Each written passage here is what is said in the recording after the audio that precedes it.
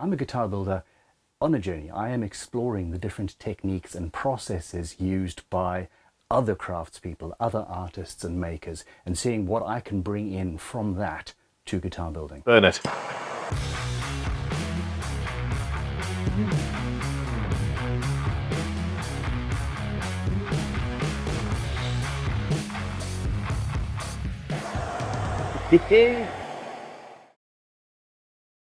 Welcome to Luthier's Tips, Tools and Training from Crimson Guitars. I'm Ben Crow, and something I've been spending some time on recently is casting, moulding, playing with things like cold cast bronze and, well, all of that. We are currently putting together this guitar. Well, it's almost together. I've got bits and pieces to do on it.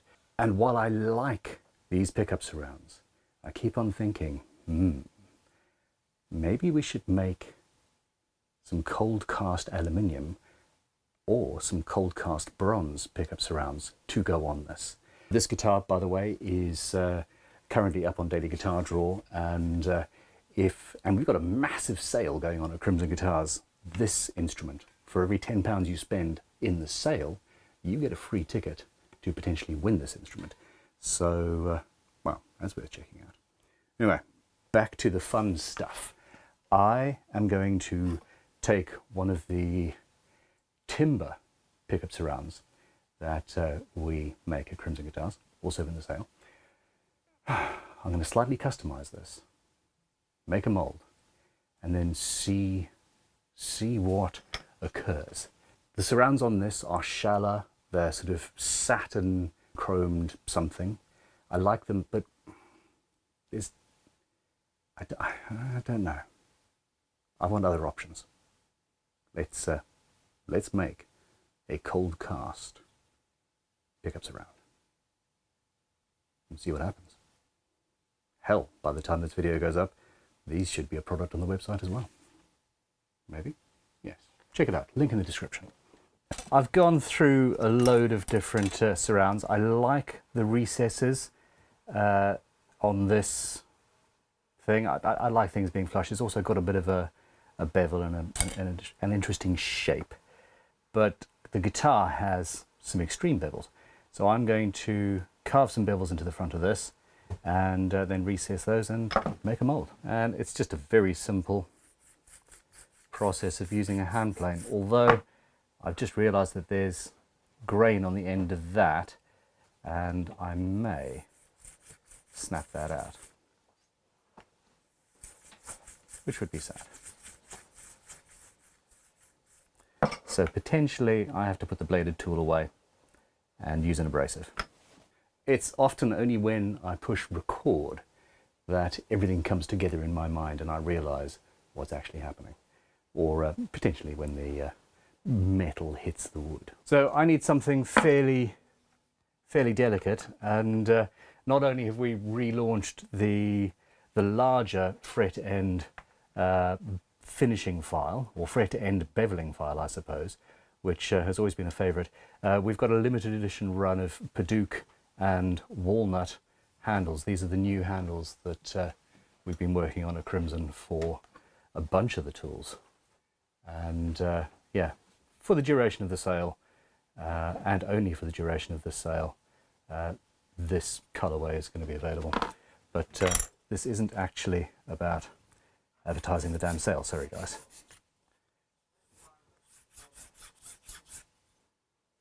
I wonder. Yeah, actually.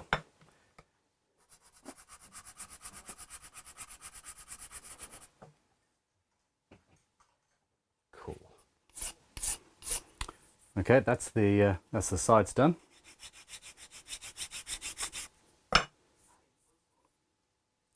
Do the edges, the ends. Yeah, this little veneer has actually caused some problem to me. It is more delicate, but hey, it looks great. Okay, my initial pass is going to be the same height as that bevel. What I'm tempted to do is go right down and then put in a curve so that we've got a flat top in the center potentially, but a curved bevel going. That could be I don't know, maybe another time. Anyway. Oh.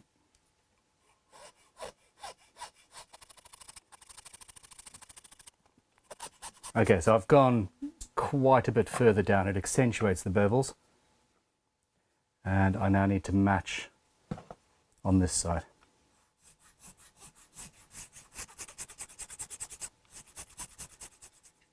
Get in there, time to sand it. I'm going to use the spot leveling file as a sanding stick because it feels great. As a sanding stick? As a sanding thing. Block. There we go. Most of my sanding blocks have got a bit of cork on there, etc. In this case, I want something as hard as possible, and the file in the bottom of this really helps keep the shape, keeps the hard edges.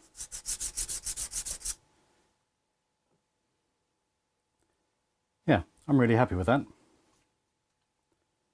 So far, sort those holes out. So I have it's essentially a tiny router bit with a little bevel on there, and just very gently making sure not to drill myself, of course. The central hole is slightly larger than the others. I'm going abrasive here. I've got a little Dremel cutter. It's self-centering.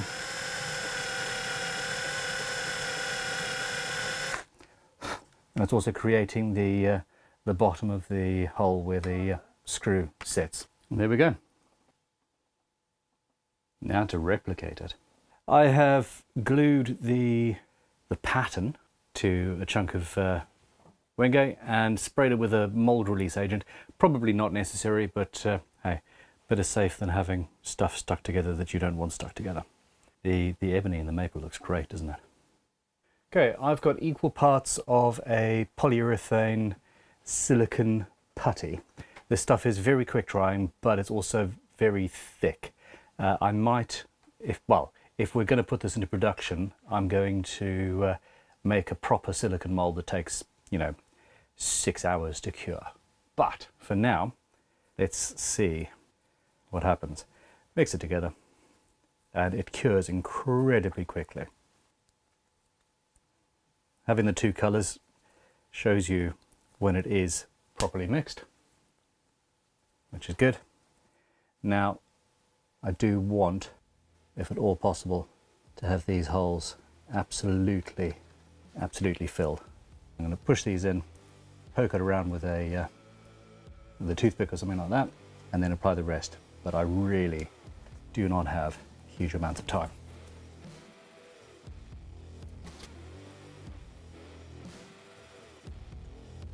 Okay, and then here, going as much as I can into the corners and just making sure that everything is where it needs to be.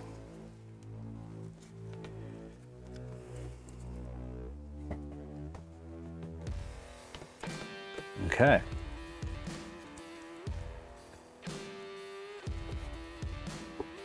Now the thing is, as it starts to go off, putting pressure on it can potentially mean that you open up gaps. So I really want to do this in one shot. Not very pretty, but should be good. And that has just started to go off. And a child very quietly shoved a cookie on my workbench while that was happening. A few minutes later, and I'm hoping that this first attempt works. Would you look at that? So, yeah.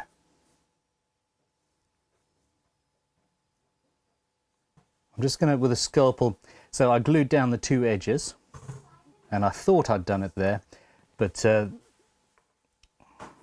does that matter? Well, let's see. I'm going to do a bronze one first. This is just bronze powder. And the first thing to do is to lightly dust the inside of the mold with a layer of powder. And I said lightly, and then of course go absolutely insane. And as the resin goes in, the resin will hold this layer of bronze to the outside of the piece that we're making. Getting onto the edges. I'm going to use the back of this and see what happens. And there we are. A layer of metal all the way around the inside of that mold. Minimal fuss. And essentially, as that gets glued on there, it becomes the outer layer and will patinate and be buffed, etc., as if it was solid metal. This is a very, very quick curing resin, and I'm guessing on amounts. 11.36.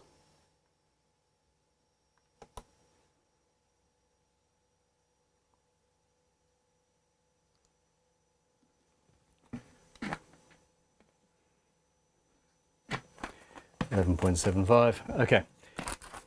Now, so I've got 23 grams of resin in here, and I can mix up to 4 times that of powder.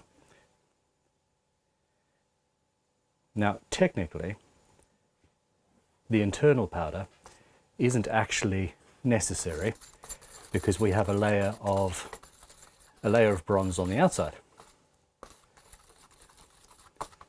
But it also gives it a nice reassuring weight, and if somehow you do end up buffing through the external layer, you've got an internal layer that does look different and act a little bit different, but it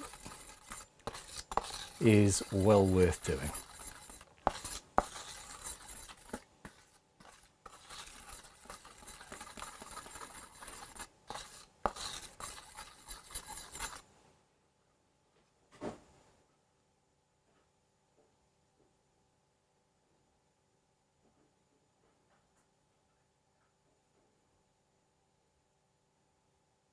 Now, one thing that I didn't do was flatten the back of this mold, and I am going to be making a better one with silicone, and I'll basically make it in a box. But that'll do. And I have a little bit more left, so I'm going to pour it in something else. And the amazing thing here is it only takes 20 minutes before I'm able to demold it. So, yeah. I've wedged a file just under that end there to make it a little bit more level. And in about 2 or 3 minutes, I'm going to go and scalpel away the back while it's still soft. And I did end up with a bit more, so I've poured it into a few other molds. It's partially cured. I'm using a blade that's single bevel just to cut this. The production mold will obviously have multiple pickup rings on it for starters, but will also be a 2-part mold, so that potentially there'll be a flat back that just squeezes everything out with some escape vents coming up, something like that. We will have to see. But doing this for each one would not work. Okay, now this has almost fully cured, and as such is still relatively flexible. So I'm going to take it out, or figure out how to take it out. Here we go. Ah, and lay it flat. So I've ended up with an inclusion of some sort there.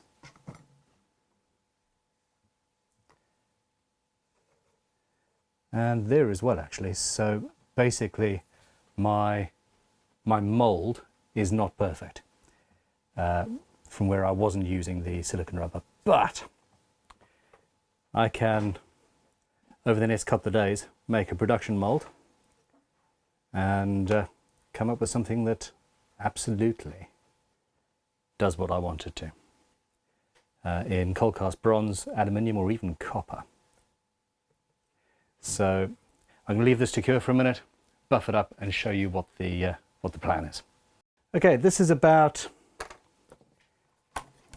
20-30 minutes later, and well, just for fun, let's take this guy out. So you can see why a two-part mold is to be well, it's something that you could really do with. But you can also see just how matte all of these things are. Secret weapon, Crimson Guitars fret finishing file. This is a fine one. And basically, you can shine up the surface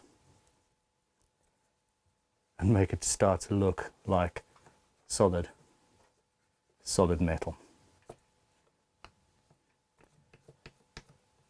which is just incredibly freaking cool.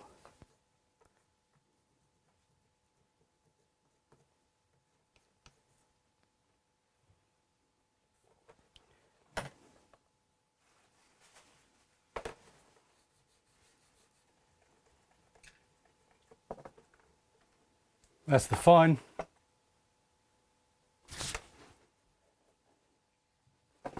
Super fine.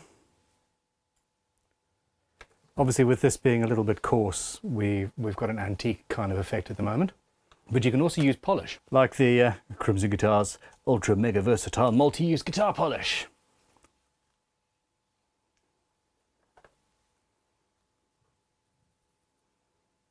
And I spooched a little bit too much out, because hey, this is me. Now, it's not perfect, it's not as shiny as it could be, but you get the idea. I've also been polishing it while it is still only partially cured. I should leave it about 24 hours before I start messing, really.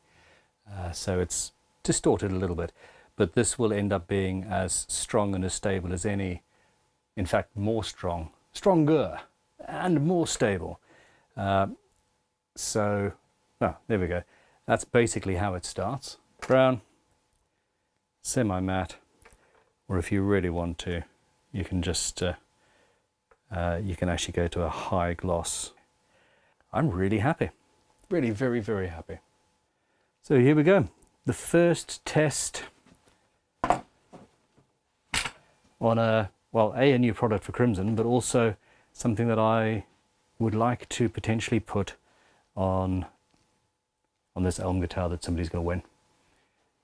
I'm going to make up some molds, and I'm going to make up some aluminium, some copper, and some bronze versions of this, and we'll put out a poll on the YouTube channel, or maybe the Instagram, to see which one we choose.